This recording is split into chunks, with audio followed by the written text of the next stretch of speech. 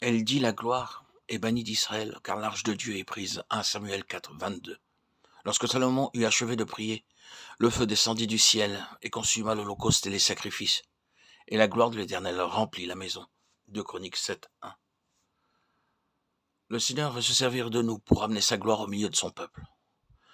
À l'instant même où nous acceptons le Seigneur Jésus-Christ comme notre Sauveur, par la repentance et par la foi dans son œuvre accomplie, nous entrons instantanément dans une septuple participation à notre Seigneur et à son dessein.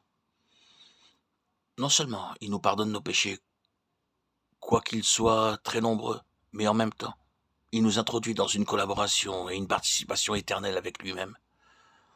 Cet honneur et ce privilège ne sont pas donnés à des anges.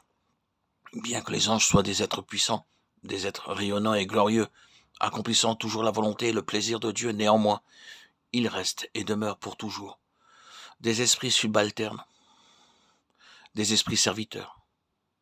Hébreux 1, 13, 14. Tandis que nous, conformément à 1 Corinthiens 3, 9, nous sommes appelés collaborateurs ouvriers avec Dieu.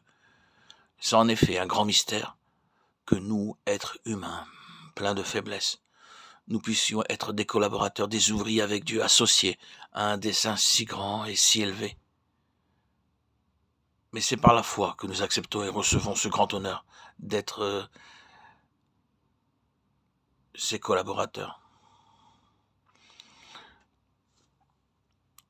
Du temps d'Élie, le souverain sacrificateur, le péché avait pénétré de toutes parts dans la maison de Dieu.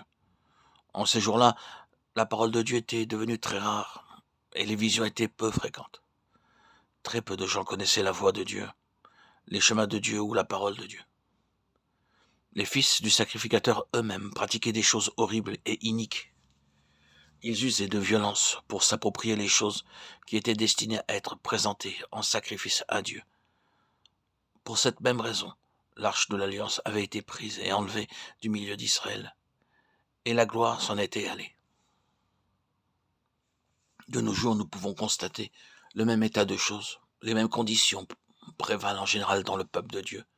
Il y a une stérilité spirituelle, un infantilisme spirituel, une banqueroute spirituelle parmi le peuple de Dieu de nos jours, à cause du péché, de la souillure, de la rébellion et de la désobéissance. Maintenant, le Seigneur Jésus-Christ désire que nous soyons ses collaborateurs pour ramener sa gloire au milieu de son peuple. En ce temps-là, Dieu se servit de 4 personnes pour amener sa gloire au milieu de son peuple. Anne, Samuel, David et Salomon.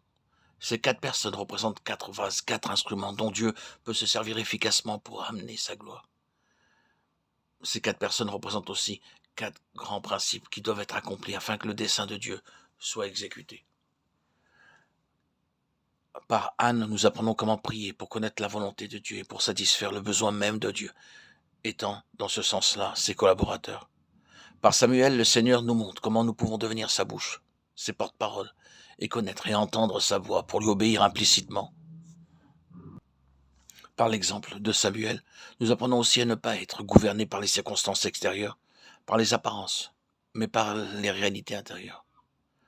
Par David, nous apprenons comment entrer dans le plan de Dieu pour tout ce qui concerne nos vies individuelles, nos vies familiales ou nos vies d'assemblée.